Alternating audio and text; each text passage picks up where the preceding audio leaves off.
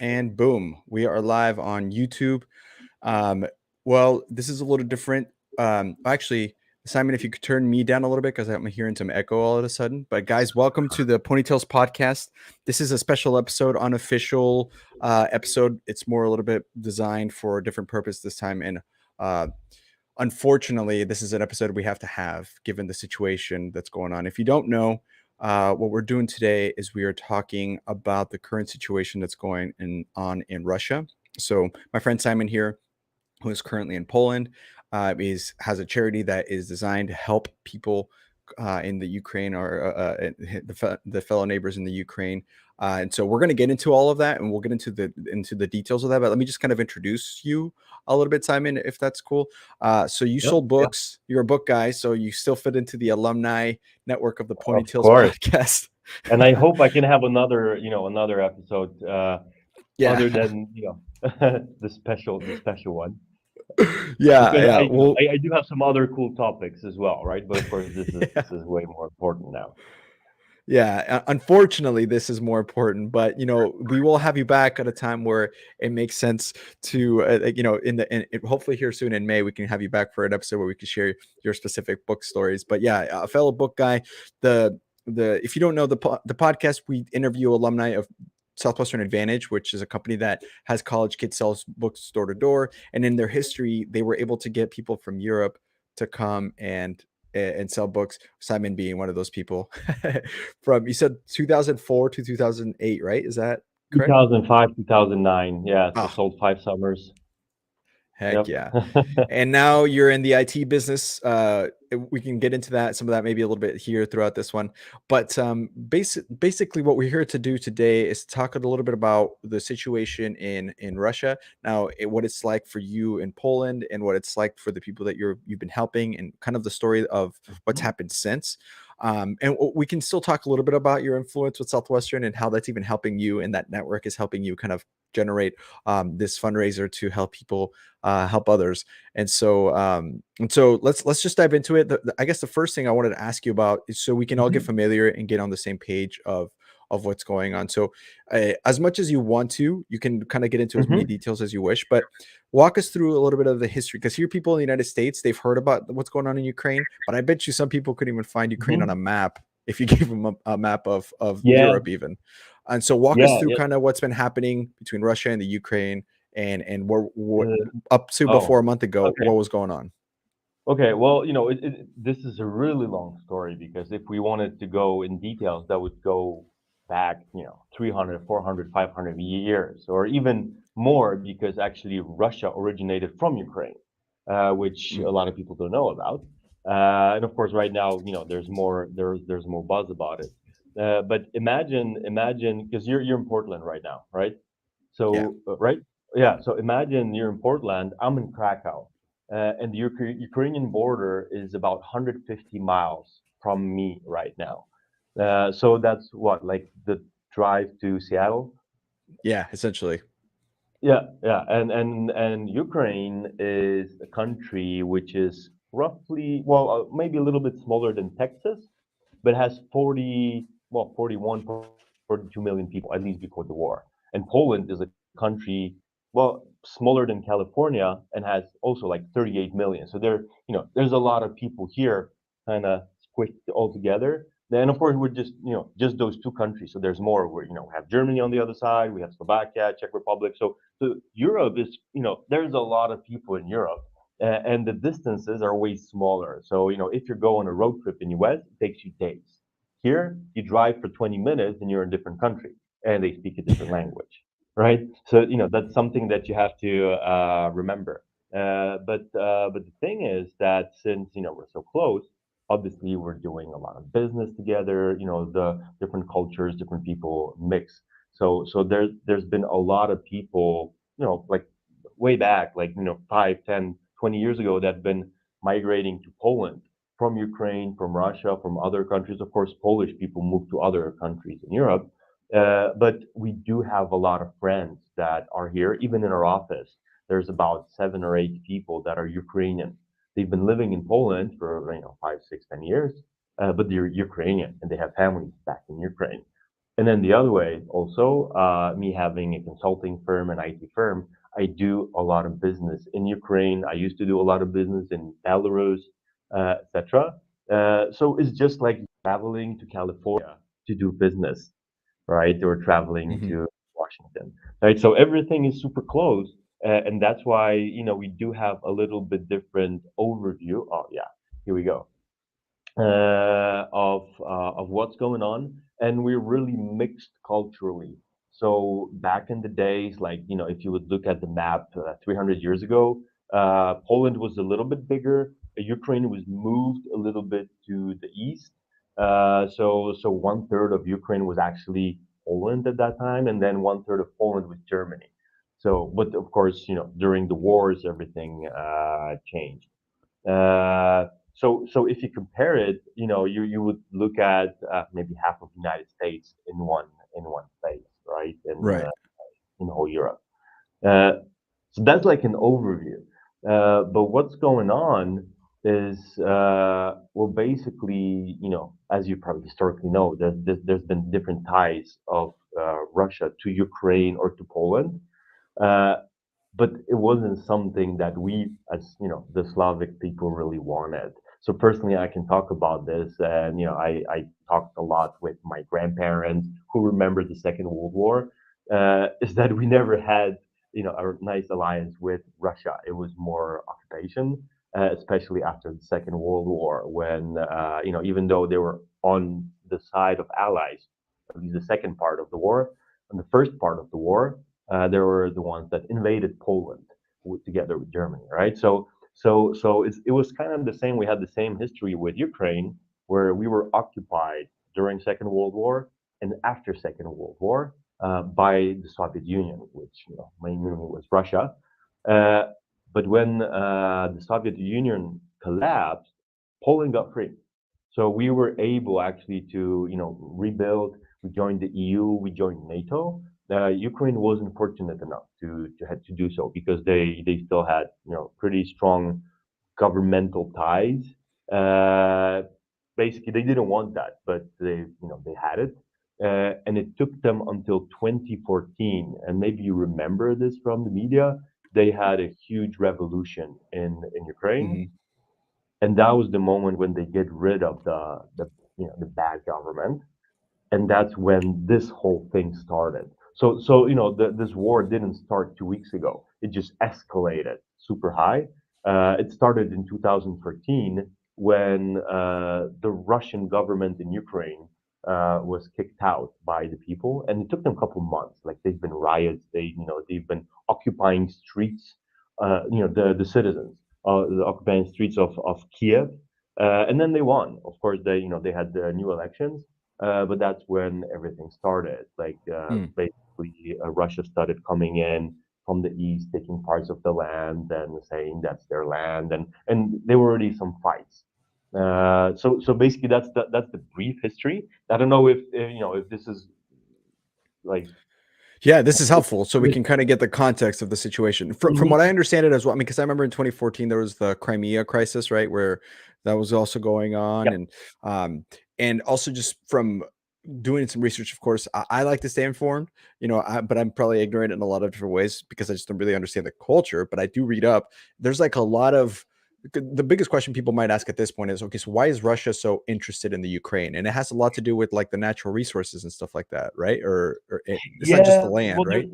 of course, there's different scenarios to this. So the main one, everyone says that Putin wants to get the USSR all back together, which it was never like lovely together. Like it was basically communists that made everyone stay with them and made them love them, right? So Mm, and again, Poland was lucky enough that after the Second World War.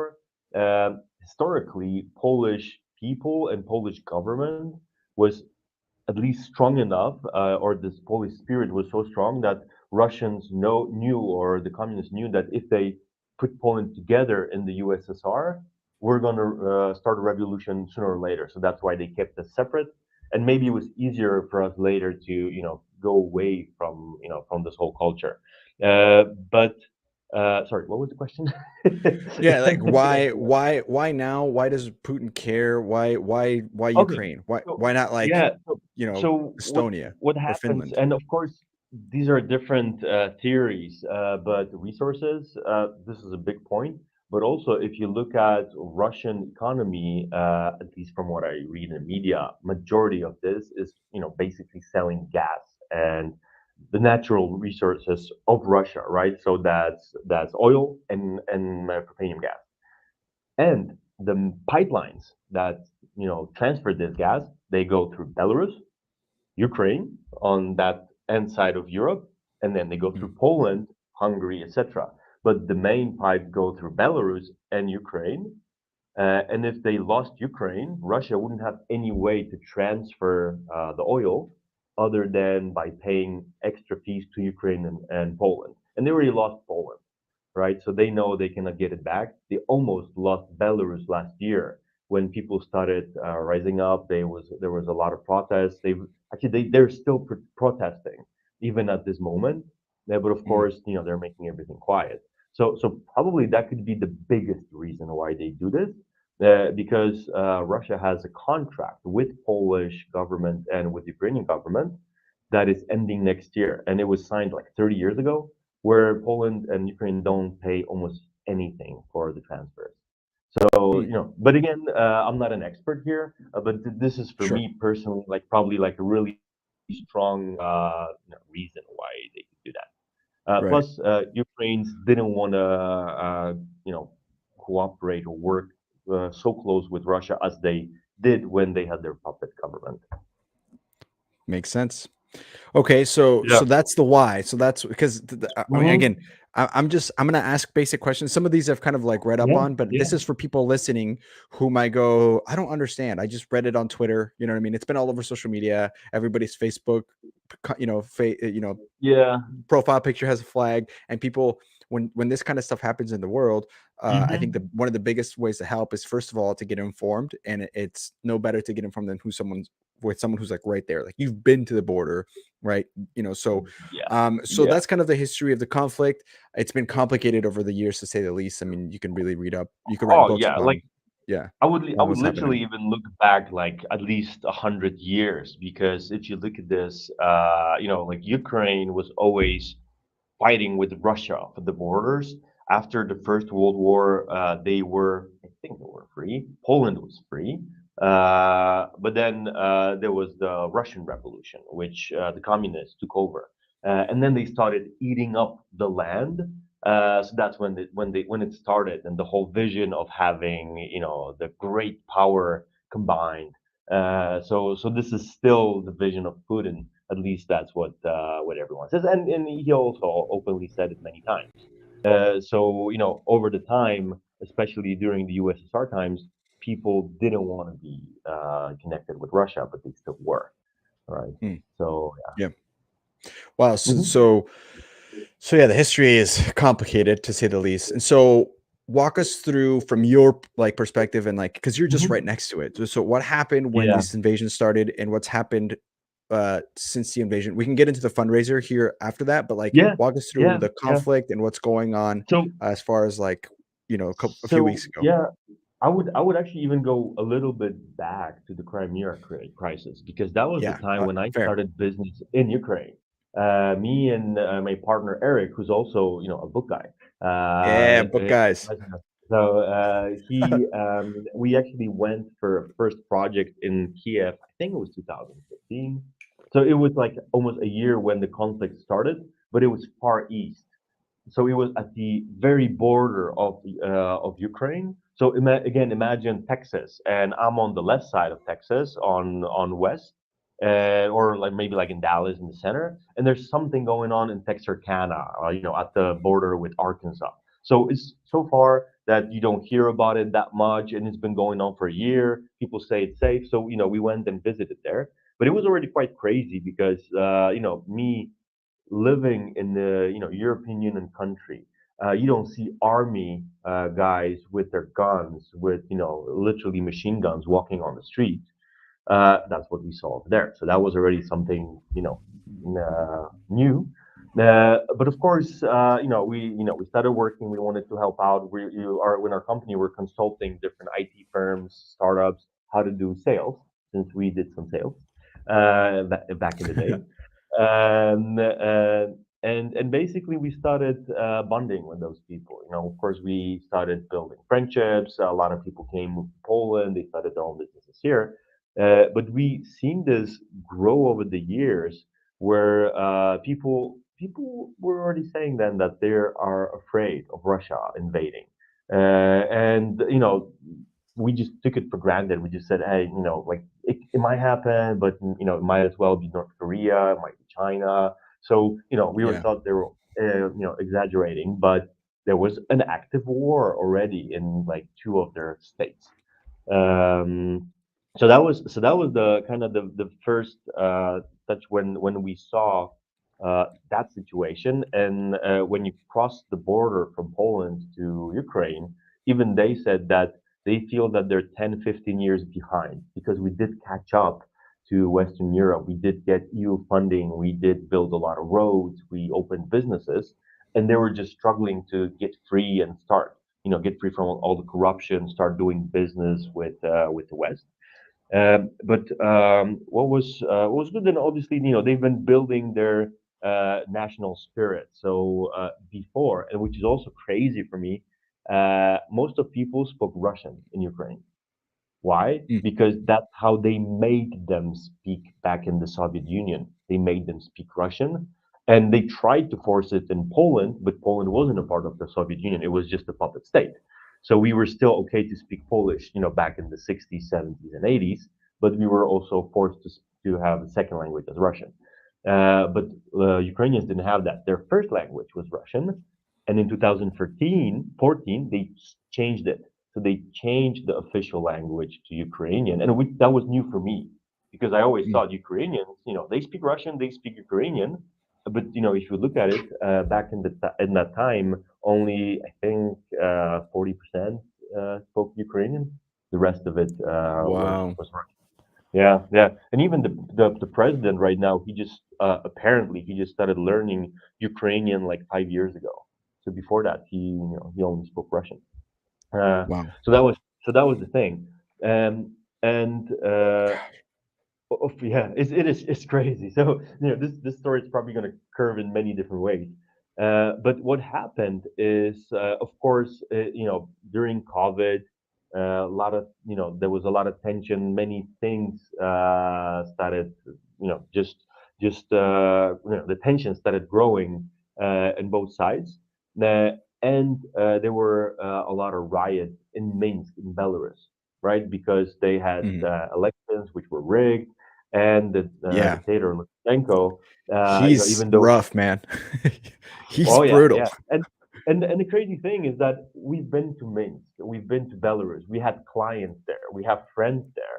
And if you would go there like 3 4 years ago, yeah, of course you could see that this is kind of like a communist country, but it was okay. It felt kind of safe. It was all clean. The infrastructure was good.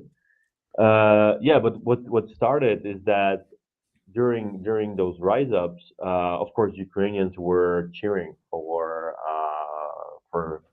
Belarus, for the Belarusians to win. And that Mm. kind of created more tension in the area. And of course, Polish were hyping as well, but we're under NATO. Like we're happy because we have France, UK, States on our side. Ukraine don't have that. Doesn't have that. Right.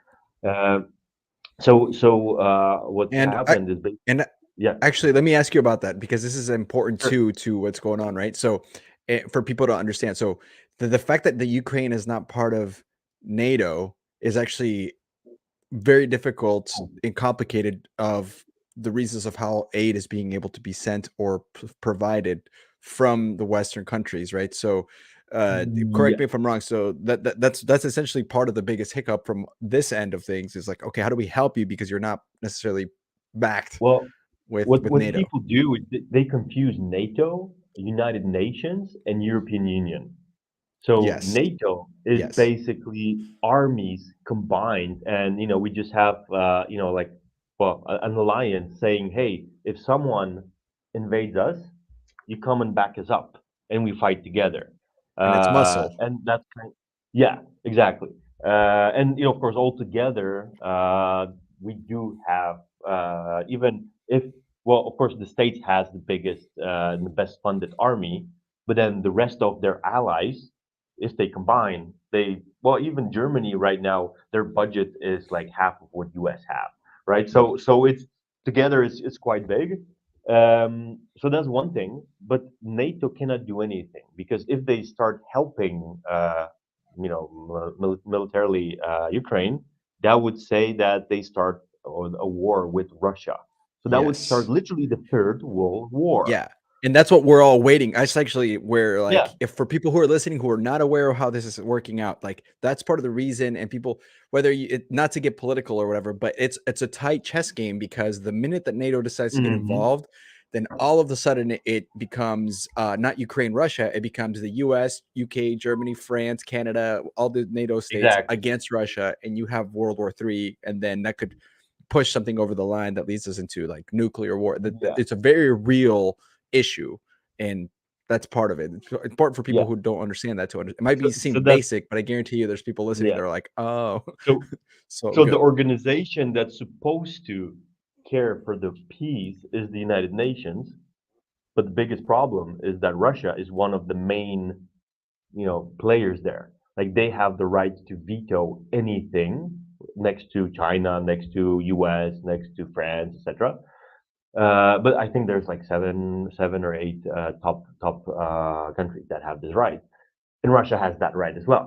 So the thing is that and there was already a couple applications, hey, let's go and help Ukraine. Russia was like, no, there's no need, veto, and they cannot do anything.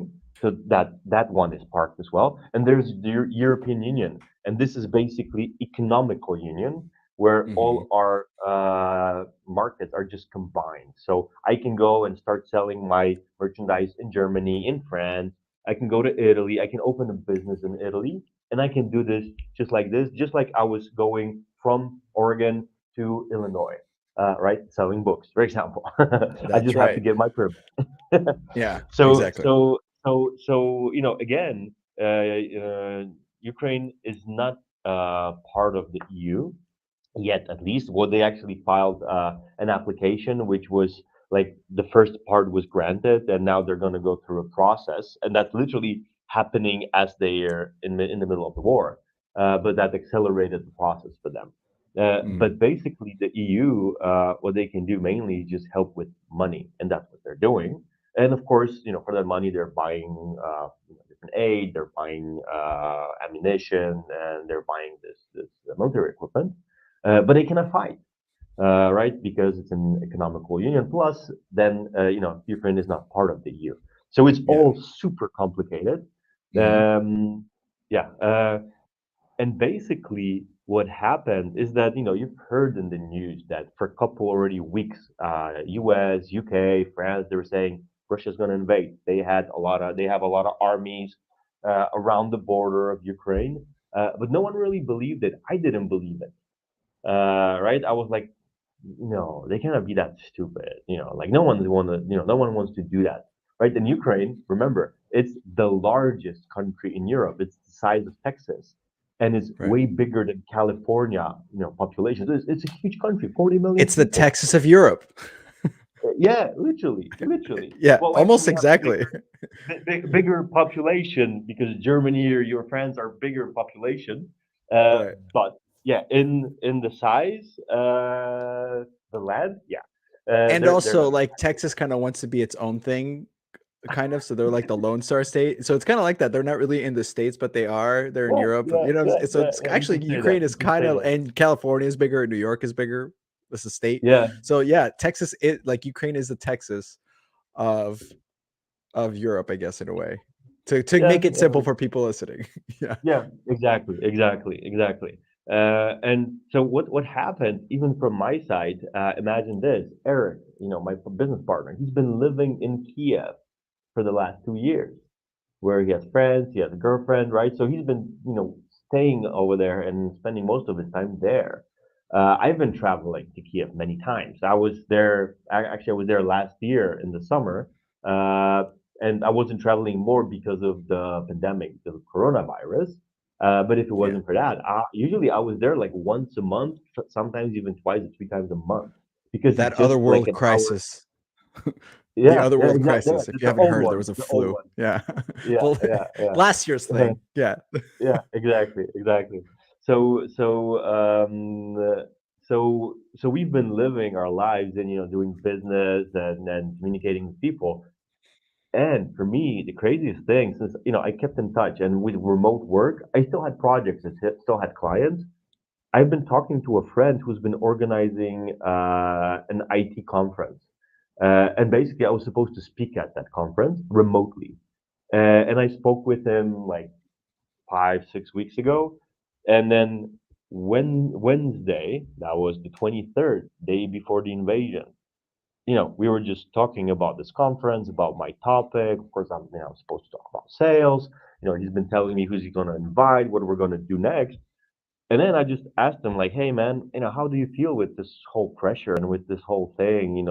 Russia is going to invade, it's not going to invade. He lives in Lviv, which is the far west, right? It's like almost at the Polish border. But still, he's there, he's communicating with a lot of people. And he says, man, I've been packed already for 3 weeks. My car is already packed, ready to go. Gas tank is full. If the missiles start flying, I'm basically taking my kids, taking my wife to the car, driving either to the mountains because it's going to be safer, which is a little bit south, or to the Polish border, which is 1 hour away from that city. Right. And I'm like, No, I don't believe. Like, how? And he's like, well, imagine this. When there was Georgia or Chechnya, these other post-Soviet countries, they just started bombing without a warning. And Russian missiles are not that precise. Even if they say they want to target an airport, sometimes they miss it by 10 miles, and that can be my house. I'm like, no, no, no, I don't believe it. And literally 13 hours later or 15 hours later, I heard in the news that the missiles are already flying in Lviv and Kiev. And I was like, no, no way. Because the guy was right. And he, jumped into his car, drove to the mountains just to get his family safe. Right. And of course I tried to, get in touch, and I was worried because he didn't respond for like the whole day. Later, he let Golly. me know that he's okay. But what happened is within a day, a lot of people basically started, running away from the cities because, you have missiles running over your head. I started calling up friends, calling up clients, saying, "Hey, are you okay? What's going on? How are you going to deal with this?" And of course, it was a shock for everyone, but I was on the phone with those people, asking and figuring out how I can help. What can I do? Just to manage this. And within a day, there was already a queue to the Polish border, which was, I think, and I'm not exaggerating here, about 30 or 40 miles long. People, sometimes in their cars, sometimes they were just walking. They were staying there for like a couple days just to cross the border. And of course, they couldn't just open the border and let everyone in because they had to check them. They had to go through the process. Plus, they closed the border for all the men, so it's only women and children that can exit from the Ukrainian side. And of course, the Polish, which I'm happy for, they just opened the border for everyone. So anyone that wanted to come in, they came in. And for now, and this is what Imagine day that. 15, day 15 Well, of the invasion, we have 1.6 million refugees in Poland, which is crazy. Yeah, right? 1.6. That's what, the size of Portland? yeah, just about. I think it's like 2 Yeah, million, but yeah, essentially all yeah, of Portland just yeah. went to Well, Seattle. well, it's 2.5 million that already fled the country. So a lot of people went to, for example, they flew to Romania, Bulgaria. They went to Hmm. Slovakia, but Poland has the longest border with Ukraine, at least on the EU side. All right. So Right. and basically, since I was on the phone with those friends, I just started asking, how can I help? What can I do?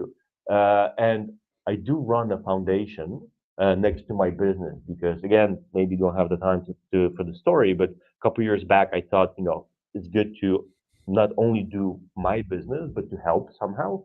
And for a couple of years, we've been running a foundation where we focus on foster care kids or just children from rural areas to get them involved in IT. So we do educational programs, we do different scholarships, just things to make them engaged because we know how being an engineer or being a designer, that's a great job to have, especially in Europe, right?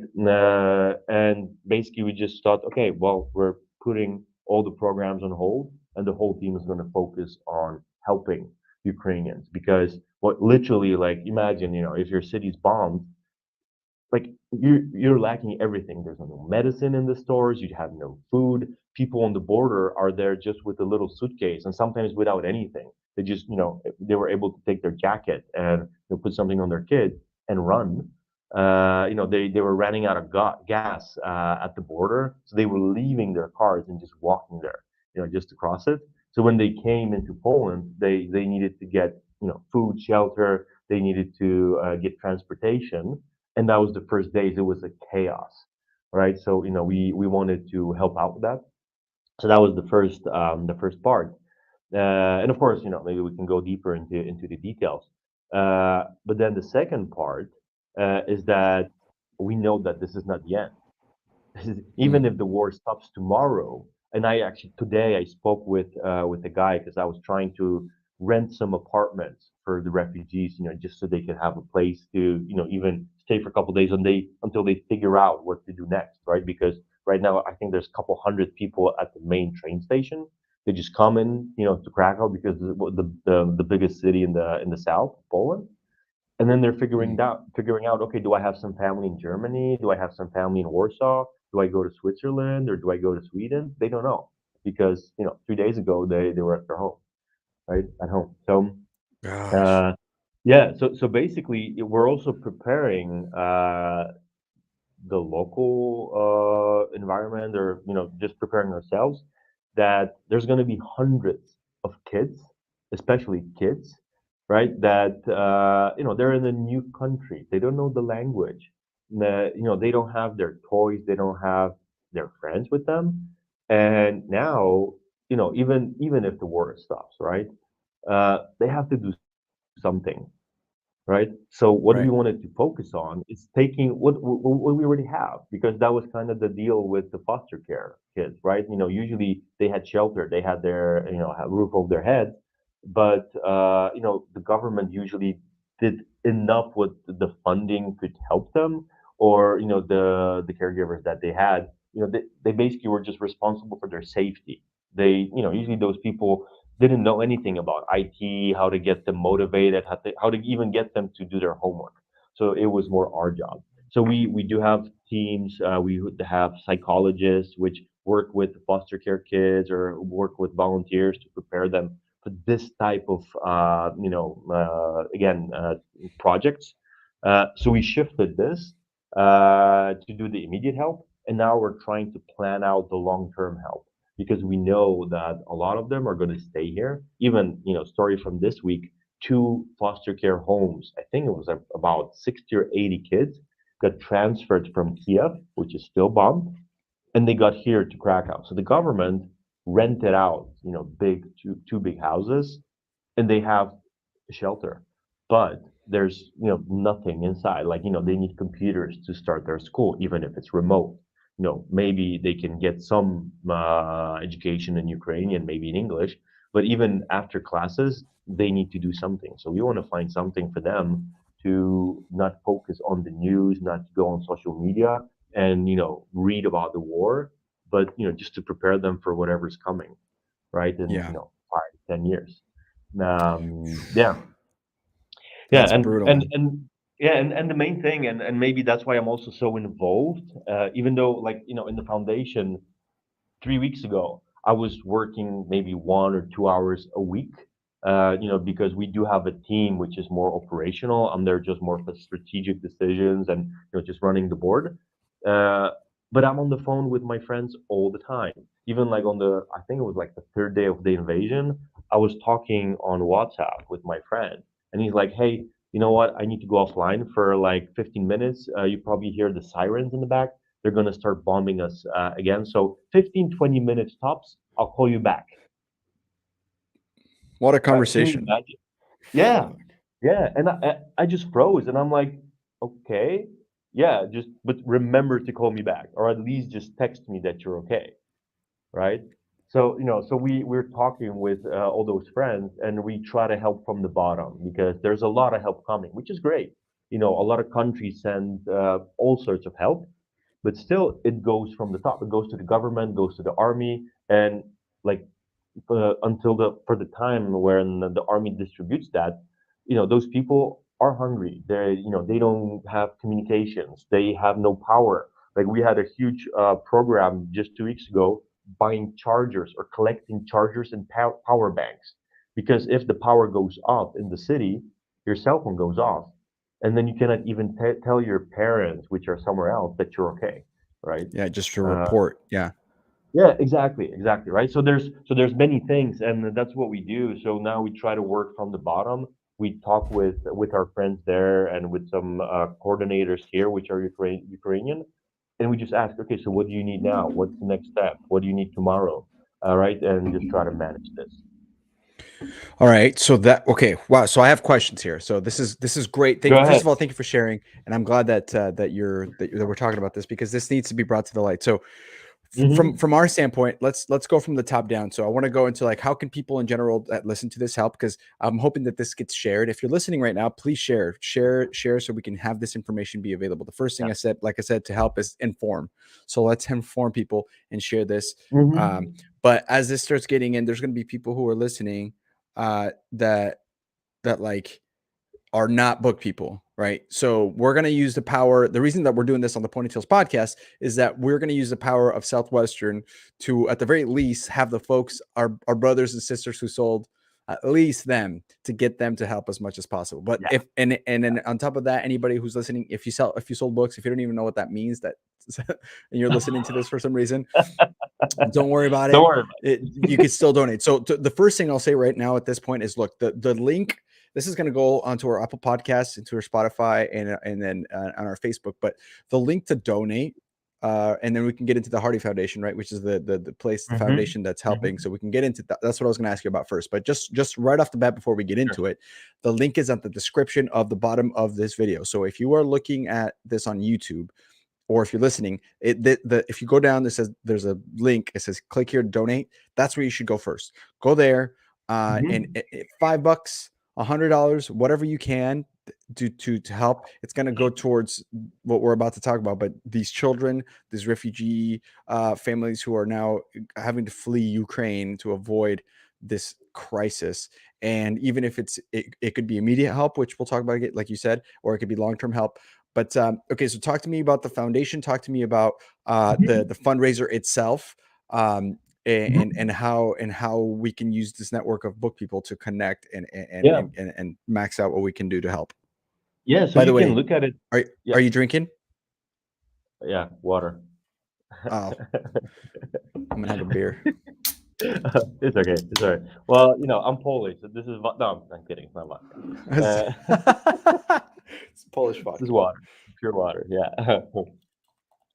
But yeah, there's a couple ways how we do help and how we help with this fundraiser. So obviously, there's people that want to help by donating, sharing, all is good. There's some people that have their own agenda and they have an idea on what to do. So maybe I can even start with this because Lee McCroskey, our good friend, who probably most of you know, Dr. Rock, right? Yeah. He commented, and he actually was the person that started sharing the fundraiser I created. He commented because I told him us as a foundation we just bought an ambulance, which is true. We bought an ambulance that is going to go to Kharkiv next week. But how we did that is we didn't collect money just of donations and thought, hey, maybe what should we do? Let's just buy an ambulance. No, there was actually a two-side contract that was already there. Basically, there were people from the Swiss Chamber of Commerce who do have some contacts in Kharkiv, and they said, "We want to help you." And Kharkiv said, "Hey, we actually need a lot of ambulances, and that's probably the best way how you can help." But since they're not a foundation, the Chamber of Commerce, they're like, okay, we can collect money from the companies that are, in our union. We have friends that can donate, but we have no one who can transfer this. We have no one who can do the paperwork, and no one who can literally purchase this. So that's how we do help. We can be the middleman who helps, but we try not to, well, we don't take any admin fees. We just make it just to help, right? So normally we wouldn't do this, but in these circumstances, we just say yes. Just send us whatever money you need. We're going to give you all the paperwork. You can, it's tax deductible, so companies can deduct that. But of course, we're going to send all the money to the next part and sign all the papers that's needed to help, right? So that's the biggest cases where for this we I think we already got like $35,000 for that ambulance, and we're planning for next week to purchase another one. But this is organized, and we're just transferring this. And of course, Okay. there's the bottom up approach where we're asking directly our friends, but we want to do more agile, smaller chunks of help. So again, just like we had, like I think it was like the third or the fourth day of the invasion, our friends, which are here from Ukraine, they said, there's a lot of water, a lot of food, a lot of blankets that's all covered because people, they just, kept bringing their own private things to the border, etc. But we need chargers badly. So we just started calling up different companies. We started raising funds for those chargers, and we started buying chargers. And we even found one company that gave us like I think it was like 1,000 or 1,200 chargers to distribute, which was great. And thanks, by the way. Yeah. And so this is kind of what we want to do is gather as much funds as possible, and then within 3, 4, 5 days close a certain need that we have, right? So once we get the information, hey, we need power banks, we need beds, we need something else, or we need first aid kits, and that's actually ongoing. Basically, we buy it, but we buy it in smaller parts, in smaller chunks. We put it in private cars because there's a lot of people that are driving back. They have buses driving back, like minibuses, minivans, driving back, for example, from Ukraine to Krakow, bringing some women and children. They're leaving those people here, and they're filling up the car with supplies and driving back. So it's not this huge, governmental help where there's, trucks, semi trucks, or airplanes of aid coming in. It's those little things, but it's actually distributed to private homes. So, they know where to go and who they should deliver this to. So this is the approach. Okay. Mhm. So it's very grassroots, people helping people. It's not like a big, yeah, like you Exactly. were saying. So yeah, so we have Amazing. WhatsApp groups, we have Facebook groups. What's cool is that there's actually different coordinators. So, for example, the friends that we have here who are Ukrainian, they help us with the logistics. Since I don't speak Ukrainian, I don't speak Russian, and we do need some communication with the people on the side on the other side of the border. So we try to get funding, we try to get supplies so we can negotiate with different companies. We can try to, get donations of goods like chargers or other things, and then we give it to them. And then they work with the logistics, or they ask questions to even our friends what they need more because it's just easier to communicate with them, in their mother tongue. Hmm. Yeah. That's very cool. Uh, So let me ask you this one, mhm. because this is a question I have. So obviously, financially is the biggest way, right? Donate to the Yeah. right. But let's say Yeah. we have an alumni out there who like owns a company that produces chargers or that produces first aids. Is like Yeah. that, would that be So, also helpful to find, or oh like how do yeah, we definitely, how definitely. So, what so other creative ways we can get into that? yeah, so basically the best way is just ping me and say, "Hey Simon, I think I got something, right? Let's talk." Because obviously there's many needs. So for example, if there's an alumni that produces first aid kits, that produces those bandages for shot wounds, or all sorts of things like this, or has access to this, that's something that we need a lot. Or maybe there's an alumni that, for example, owns a big corporation, then they're going to get rid of computers. They just need to change the whole office computers. So usually it's done like every 3, 4 years, right? So they're gonna throw away 300 computers. Oh, we can take them, we can buy them, and then we're gonna give them to the kids that are relocated here Hmm. because probably they don't have a laptop with them and they need to go to school sooner or later, right? Right. So that's why what I meant, sharing the story with the ambulance, we're super open to talk, to discuss, or maybe you're an alumni and you have an idea on how to help. Maybe I have no clue. I would never even come up with this idea, and you wouldn't do that, but they have an idea and they don't know if they can swing it. Uh, just holler, and we can think of ways how we can do that. So there was a saying on the book field, right? The answer lies behind the next door. So Right. where's the door? You're the door, and the answer is well, and that's brilliant. So, I guess what would you say in order of things needed? Like, would you say is the most Hmm. priority, highest priority versus like if this would be the first thing you could do, and then like so that way we can kind of get those people involved or Yeah. in. So the main topics that I'm hearing right now still is any type of medical supplies. So medicine, all types, because there's literally like the business stopped there, right? There's no trucks with supplies coming in from the warehouse. Like probably the warehouse just bombed, or the drugstores are Mm, closed, the pharmacies closed, a lot of hospitals are already closed, so they don't have supplies any type. So if someone is diabetic, they're gonna have a problem with their insulin. If someone needs just regular medicine, they're probably gonna have problem with getting it. So there's already a lot of shipments, but of course, if you can help, great.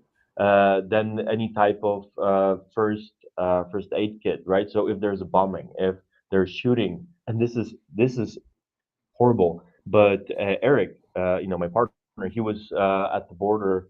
He was at the border with Moldova. Or he was in Moldova, getting some family and friends of his girlfriend, picking them up.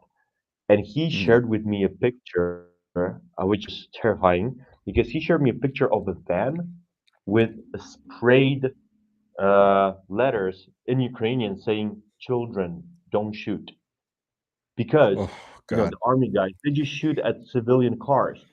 And I was like, no, no way, right? So those guys, a lot of times they're just on autopilot. They're shooting everywhere, everyone, because they think they're doing the good thing, or the propaganda works.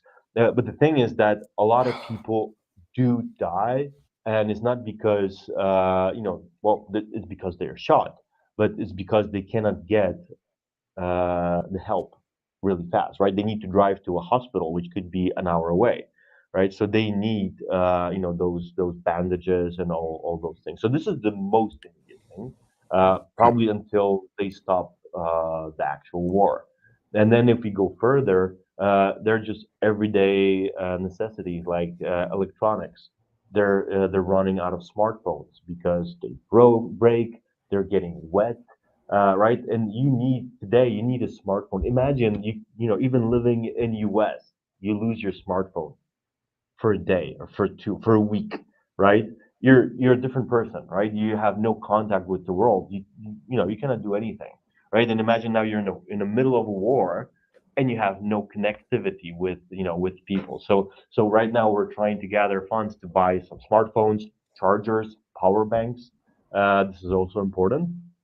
uh, and of course, maybe this is not the main thing that is needed in the whole country, but at least this is what our friends tell us, right? The friends that we have direct contact with.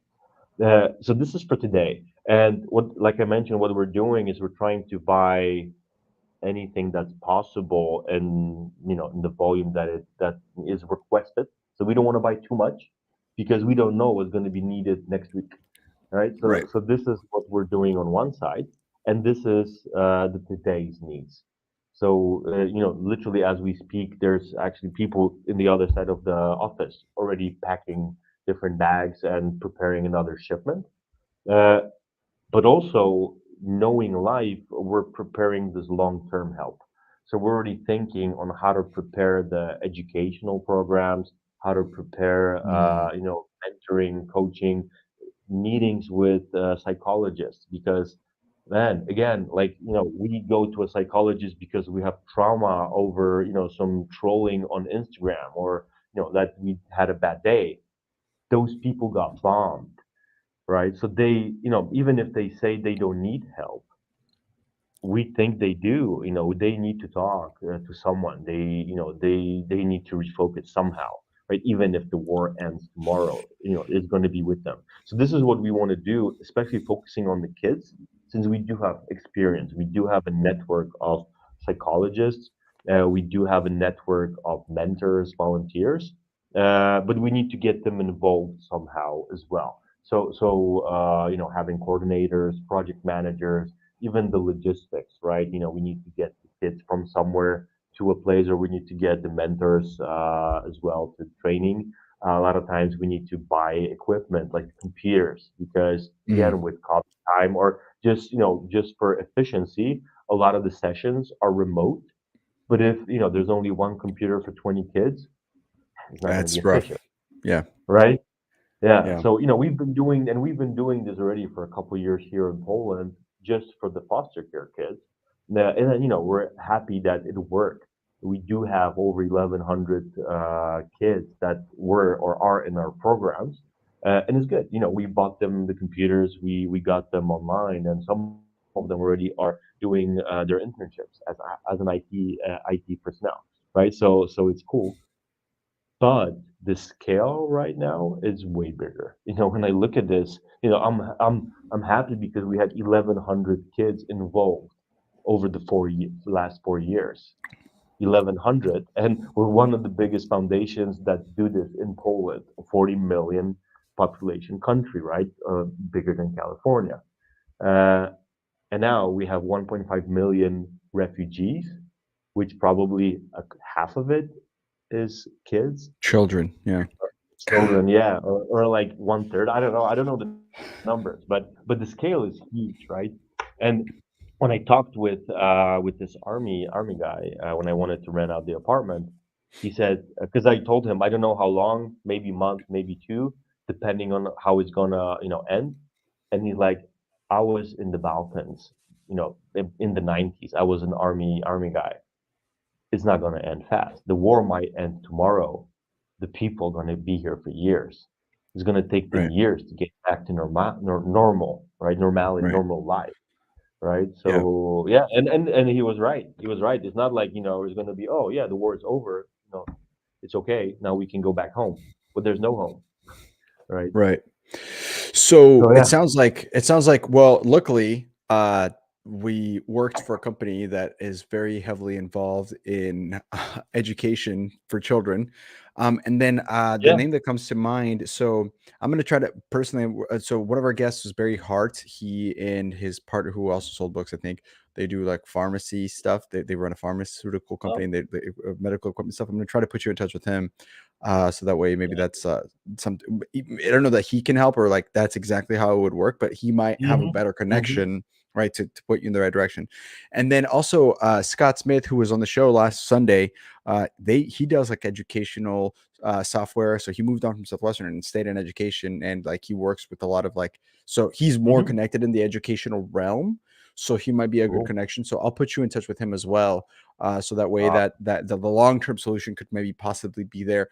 But Hmm. again, as we share this, and if you're listening, I mean, some people are listening live, like right now, but some people are going to be listening to this tomorrow, in the weeks to come, and this is still going to be relevant and important, 6 months from now, a year from now, Yeah. 2 years from now. So this is, if you're listening in and you are an alumni, or maybe you didn't sell books, you have no idea what the heck that means, a direction that we can help point Simon to kind of help out with either medical supplies, communication supplies, and more of a long-term view, which would be at least as of the recording of this episode, or of this recording, like the idea of long-term support for the specific education of Mhm. these refugees who are coming in from the Ukraine, to kind of help them get at least go back to normal from a standpoint of education, that way that they can continue Yeah, to and go and learn and grow in that sense.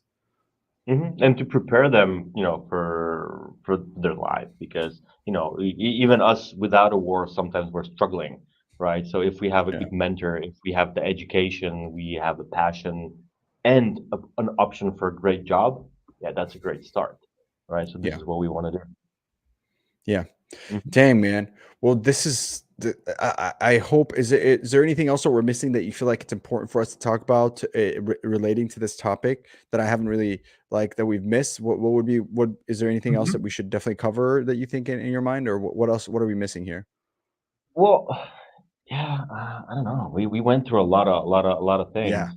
Well, I This think is the a good main thing is the main thing is to remember that even if it ends soon, and hopefully it does, the official war is not going to end for those people, right? So it is a long term thing.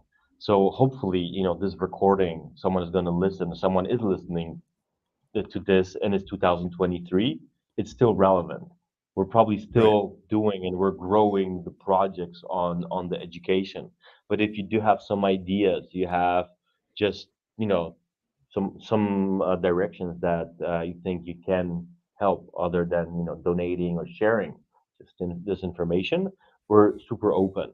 And there's been already a lot of noise around this, which I'm really happy for. And even I don't know, maybe you've heard or not, but Southwestern Advantage donated $100,000 to European, well, the European office of Southwestern, and they're distributing this between different countries and different organizations. So we're actually getting a couple thousand euros Great. for this sake, for the educational part as well. And at least from what I heard, this is just the beginning, right? So of Yeah. course, if you do have some ideas on how to do this, I'm open to talk and to discuss.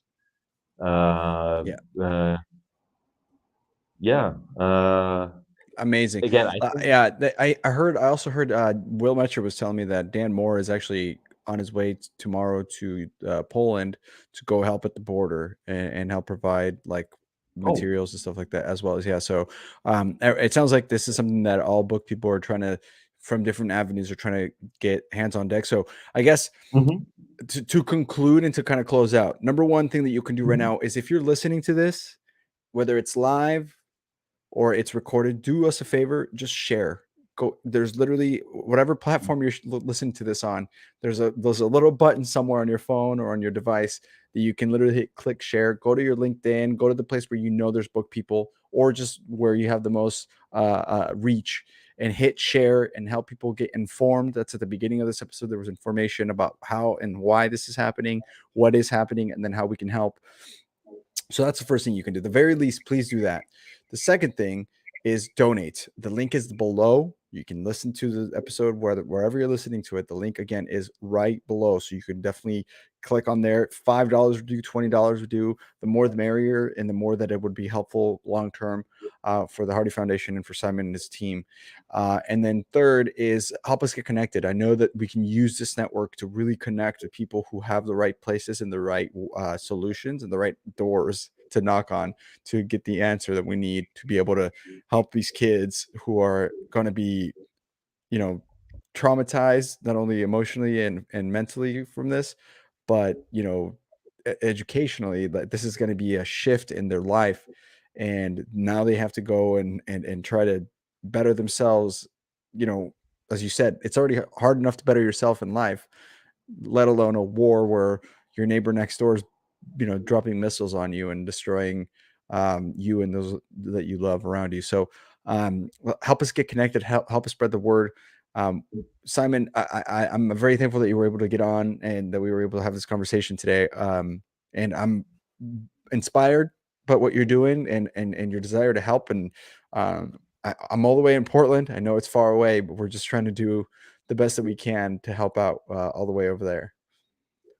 No, but thank you for having me, and I'm very grateful that we can have the conversation, we can spread the word, and yeah, and thanks for all the help. Yeah, we can do as much as we can. Join us in the fight. For like this is not a political thing, and we should definitely state this. It has nothing to do with politics. It has everything to do with the results of what shitty politics can get into. So whether it's a Putin thing or whether it's whatever NATO thing, none of that matters. What matters is the people that are currently Hmm. being affected and are the collateral damage of whatever is going on, right? And so um, know that this is a place where you can go and trust that the help is genuine and the help is organic and it's grassroots and it's from the ground up, like you said, from the bottom. There's governments and governments are helping all that stuff. That's the top. This is from the bottom up that we're trying to help. And so thank you everybody for listening. Simon, thank you for taking some time out. I know it's late. I don't even know what time is it over there in Oh, Poland. it's 9:30, so I would be doing my last knock on the book field now. Well, there Back you in my go. days. Back in my days. That's that's 9:30 right. p.m. That's how it works. That's right, sir. Thank you so much. And I am looking forward to having you on the show as in the future, and we can have a full-fledged episode, not an episode due to unfortunate circumstances. But thank you everyone for listening. Again, please share at the very least, and we'll look forward to keeping in touch and helping where we can, man. Thank you so much. See you, everybody. Thank you. Bye. Bye.